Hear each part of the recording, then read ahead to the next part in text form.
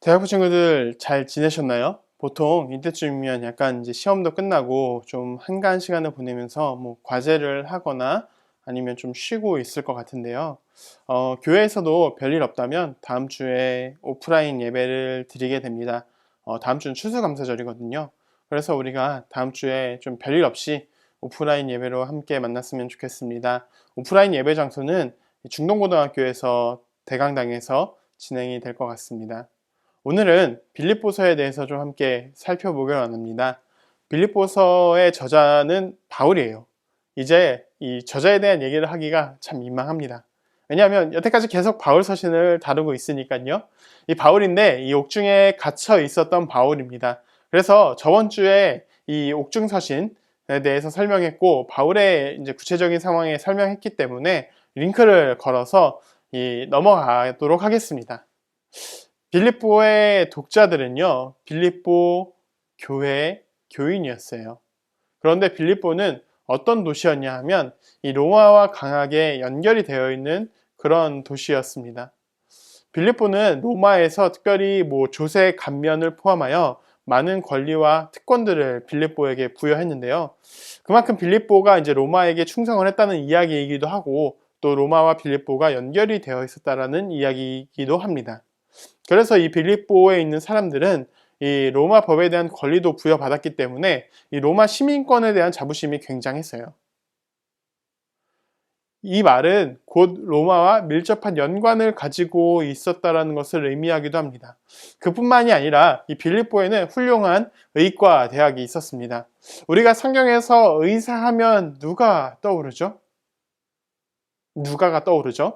네, 누가의 고향이기도 했어요. 또 바울에 의해서 세워진 첫 번째 유럽 교회였고 루디아의 집에서 처음 모임을 시작했던 이런 좀 바울에게는 의미가 깊은 곳이었습니다. 복음이 어떻게 이방인에게 전달되었는지를 빌립보 교회를 통해서 보여주고 있는 겁니다. 기록 연대는 이 옥중서신이면서 61년도의 에베소와 같아요. 비슷한 시기에 쓰인 거죠. 그런데 빌립보서는 약간 다른 서신들과는 좀 다른 점을 가지고 있습니다. 이 서신들마다 다 특징이 있는데요. 저번 주 에베소서는 회람 서신이라고 했죠. 근데 이번 주에 빌립보서는요, 이 앞에가 좀 달라요. 바울 서신의 일반적인 모습들을 보면 개인적인 거 말고요. 개인에게 보낸 거 말고 이 교회들에게 보낸 거의 일반적인 모습들을 보면 어떻게 교회들에게 보내면서 사도권에 대한 이야기를 꼭 합니다. 내가 진짜 사도다라는 이야기를 해요. 그런데 빌립보서는 그런 말이 없습니다. 왜 그럴까요?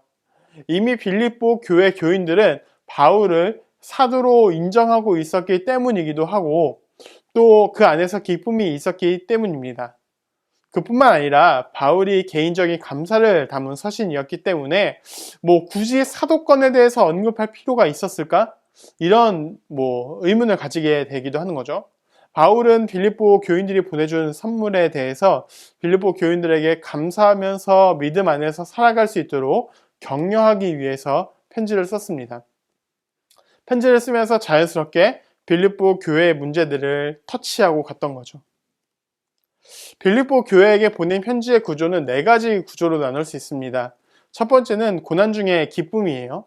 바울이 감사를 하고 또 바울의 상황과 태도에 대해서 바울이 지금 옥에 갇혀있는 어려움이 있지만 그 안에 기쁨이 있다라고 이야기를 하는 겁니다.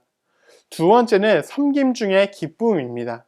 복음에 합당하게 생활을 하고 다른 성도들과 하나가 되면서 또 그리스도의 겸손을 본받고 구원을 이루며 또 이에 대한 모범으로 디모데와 에바브로디도를 예로 들어서 보여주고 있죠. 세 번째는 믿음 중에 기쁨인데요. 이 거짓 교사들에 대한 경고를 하면서 하나님에게 난 의가 무엇인지를 알려주고 보여주고 있고 우리의 믿음이 표대를 향해 달려가듯 우리가 꾸준히 달릴 것을 권면합니다. 마지막으로 나눔 중에 기쁨인데 이 마무리 권면과 함께 편지가 끝나게 되는 거죠. 이 빌립보 교회는 오늘 우리에게 어떻게 다가오고 있을까요? 이 공동체 안에서 하나됨을 보여주는 일을 이 빌립보 교회가 하고 있습니다. 바울은 이렇게 이야기를 하거든요. 너희 안에 이 마음을 품으라. 곧 그리스도 예수의 마음이라고 이야기를 합니다. 이 교회가 마음을 안 품고 있었을까요? 아니죠. 이 교회는 계속 그리스도를 닮아가기 위해 노력을 하고 있었지만 이 그리스도를 본받아서 계속 달려갈 것을 이야기하고 있는 겁니다. 특별히 바울이 기쁨으로 이 빌립보 교회에게 편지를 보냈잖아요.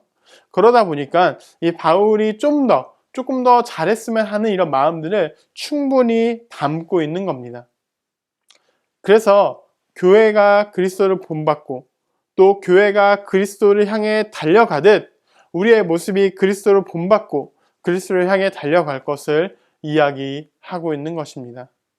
여러분, 우리는 이 표대를 향해 달려가는 이 믿음의 여정 속에서 어디에 와 있습니까? 우리는 정말 그리스도를 닮아가는 모습 중에서 어디에 와 있습니까? 우리가 빌립보서를 통해서 함께 좀 생각해보며 나아가는 이 시간이 되었으면 좋겠습니다.